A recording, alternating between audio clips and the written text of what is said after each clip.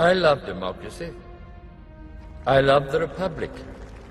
The main thing is to protect these characters, make sure that they still continue to live in the way that you created them, and that the universe of Star Wars continues to grow.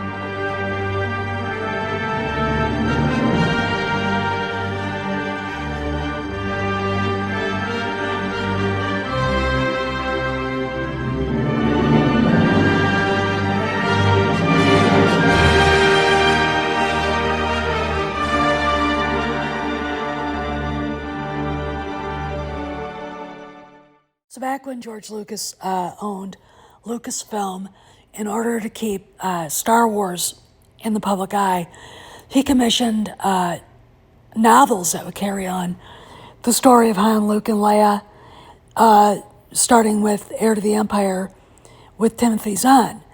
And Disney, when they bought Lucasfilm, bought the rights to all those things, but they discontinued the expanded universe.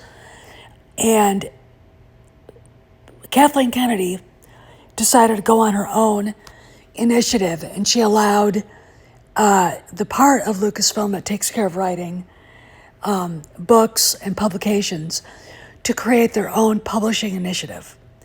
And again, when we talk about Star Wars here, we're talking about the spirit that George Lucas had that influenced the franchise. And the initiative that they came out with, which ended up being Star Wars: The High Republic, has nothing to do with George Lucas. The fact of the matter is, at this last San Diego Comic-Con, I don't think they sold a book, and they had High Republic books stacked to the ceiling there. So, if y'all remember, in 2019, Project Luminous, or 2020, was launched with these authors: Claudia Gray, Justina Ireland, Daniel Jose Older, Kevin Scott, and Charles Soule.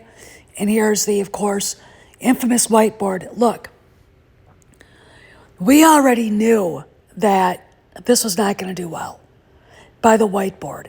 If you look at the whiteboard, it's nothing but a troll. Whoever was up there writing stuff on it isn't a Star Wars fan. If you just look at this, and here's the group of people that were part of this. I see James Waugh, Ashley Sharp, and of course the authors here in the corner: Justina Ireland, Daniel Jose Older, Kevin Scott, Charles Soule, Claudia Gray, and Pablo Hidalgo. And they really thought they were doing something special. But when you looked at just the novels when they first came out, what was it? What's it called? Into the Light, or I can't remember what Kevin Soule's first book was called. It was pathetic. These were pathetic. Actually, the first novel was called Light of the Jedi, and the character of, I can't remember her name, but they were mostly women. When you looked at the characters, they were poorly drawn, poorly thought out, and it was a pathetic undertaking because none of these people were fans. Now, Claudia Gray likes saying that she has a mock-up of an X-Wing, reality-driven X-Wing fighter game or something in her closet. That doesn't make you a Star Wars fan. Okay. They didn't, just perusing the books, they didn't understand or care about what Star Wars is about. There's a lot of heavy duty, the kind of writing about sexuality in a way that grooms young people. The fact that's prevalent, at least in Gray's books, but there's a lot more than just that going on. I want to talk about the authors. There is a danger. Should I have your ship standing by? Evacuate? In our moment of triumph? I think you overestimate their chances.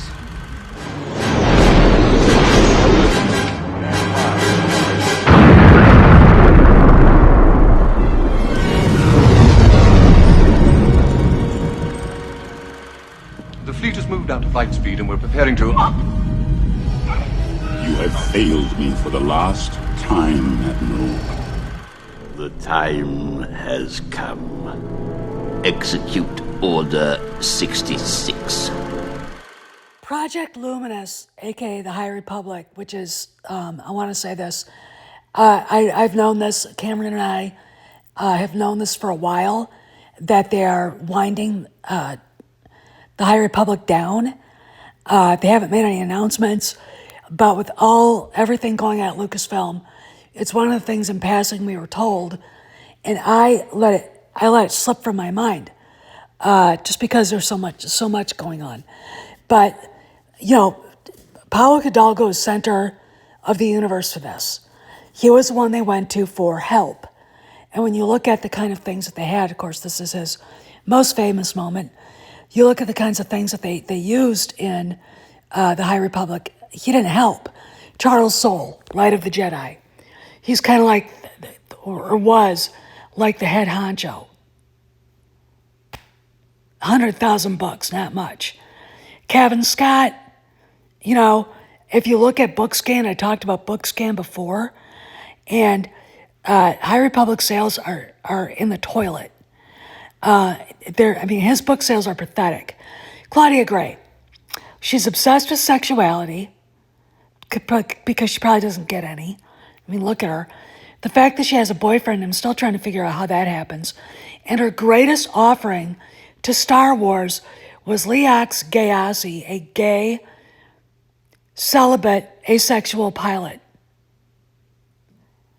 Oh, and a rock named Geode. That's a navigator who only moves if you're not looking at him. That's it. My mother-in-law sells more books than she does. Justina Ireland, angry, hardcore, BLM, Antifa, anti-white racist. Again, if you look at the artwork on this, we have an angry black woman in front. Okay. They're supposed to be writing about Star Wars. Okay. This doesn't, Ireland herself said, if you don't like my politics, don't buy my books. And no one did buy her books. Daniel Jose Older.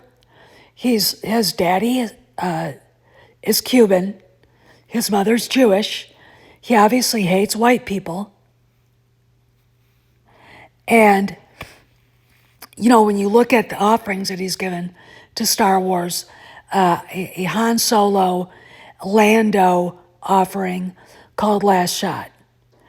In the opening sequence, Lando's standing in front of a mirror, making sure his package looks big.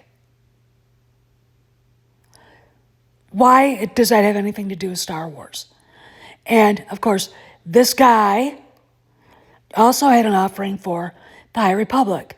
Again, shitty story writing, activist shit. He's an activist, he's not a writer. And the art is just terrible. Okay. All right. And this guy has been on Twitter plenty of times spewing his political bullshit. Again, he's a racist. He's a bigot. He's somebody you wouldn't invite to dinner if you didn't have to. All right. He's just not someone you want around because he's just a hateful little racist prick. He looks like a dwarf. And of course, how does this affect the Acolyte? Because the Acolyte, apparently, was supposed to be connected to the High Republic. With all of the problems with the Acolyte, since they're winding down the High Republic and getting rid of it, with all of the other issues with the Acolyte is doomed. Okay, this is big. Winding down the High Republic is big on many terms. First off, you hit the story group right between the eyes. Pablo, all right, Ashley Sharp, who is a big High Republic doorknob. Okay, this is what they're doing. This is their thing, and it's going away. Okay, so again, I'm going to say when we get to the the third quarter call with Iger today at 4:30 Eastern, please be advised, guys. Listen to what he says and the nuance and the subtext. He's not going to come out and say Kathleen Kennedy has been banned from Lucasfilm. They're canceling the High Republic, the Acolytes being put on shelves, even though alluding to that might happen. Okay, but canceling, I'm going to say it, winding down, canceling the High Republic is a huge indication of changes coming to Lucasfilm, because when you really look at it, that's all Kathleen Kennedy had besides Andor, and Andor's done after next season. Second season, it's over. This is Steph. I'll see you around the galaxy, and I'll be on at 4:30 live to listen to the third quarter earnings call, Disney, Bob Iger.